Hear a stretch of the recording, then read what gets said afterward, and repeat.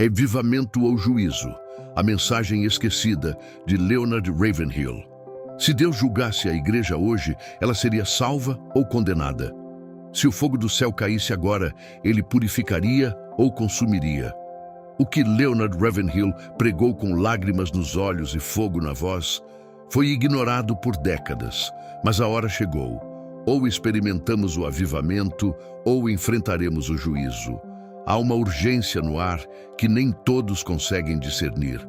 Os cultos continuam, as luzes brilham, as vozes cantam, os sermões são pregados, mas o céu está em silêncio.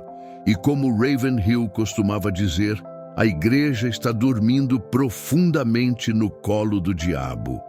Vivemos uma geração que se esqueceu do joelho no chão, que trocou o cenáculo pela sala de conferências, que quer colheita sem semeadura, glória sem arrependimento, mas Deus não se deixa escarnecer. O povo de Deus foi chamado para queimar como tochas vivas, mas o que vê-se hoje é cinza, frieza, conformismo, e Ravenhill gritava nas praças e nos púlpitos: avivamento não é um evento, é Deus invadindo sua própria igreja. Quantas vezes você já ouviu falar sobre avivamento, mas nunca ouviu? Quantas vezes você sentiu que havia mais de Deus, mas sua igreja parecia satisfeita com o menos? O problema não é que Deus não quer se manifestar. O problema é que nós não queremos o preço que isso exige. Porque o verdadeiro avivamento não vem com fumaça de palco, vem com fogo do altar. Não se mede por aplausos, mas por lágrimas. E o que Ravenhill pregava com voz rouca de tanto clamar era isso: se a igreja não se arrepender, ela será julgada. Leonard Ravenhill não estava interessado em agradar o público. Ele estava interessado em preparar a noiva para o noivo. E ele dizia: o maior milagre que podemos ver hoje é um homem santo. Onde estão os homens santos? Onde está a igreja santa? Onde está o temor de Deus? Hoje, se um homem chora no altar, dizem que é fraqueza. Se uma igreja jejua e ora, dizem que é fanatismo. Mas Deus não mudou. O céu ainda responde a corações quebrantados, e o inferno ainda treme quando um homem se prostra e clama: Senhor, quebra-me, purifica-me, envia-me. Avivamento não é uma palavra bonita para um cartaz de conferência. Avivamento é a igreja se despindo de todo orgulho, pecado e vaidade e voltando a tremer diante da palavra. Quantas igrejas hoje teriam coragem de cancelar todos os seus programas por tempo indeterminado, só para buscar a face de Deus?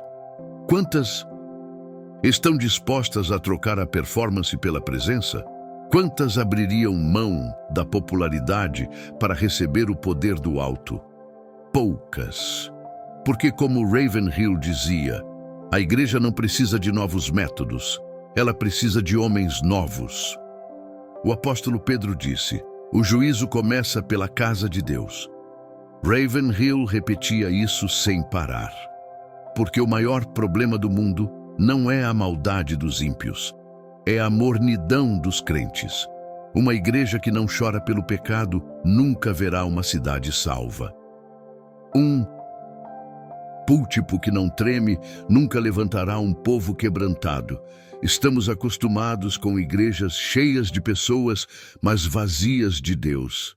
E Ravenhill perguntava: você tem tempo para tudo, mas quanto tempo você passa com Deus?